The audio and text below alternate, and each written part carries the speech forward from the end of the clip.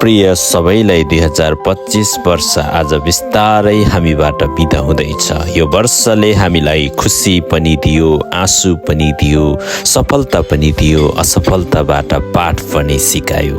हामीले सबै पायौँ होला भन्ने छैन, तर हामीले अनुभव पक्कै पायौँ र अनुभव नै जीवनको सबैभन्दा ठुलो शिक्षक हो। अब आउँदैछ 2026, नयाँ आशा, नयाँ सपना र नयाँ अवसर बोकेको वर्ष। आऊ 2025 को गल्तीहरूलाई पाठ बनाऊ, पीडालाई शक्ति बनाऊ र डरलाई आत्मविश्वासमा बदलौँ।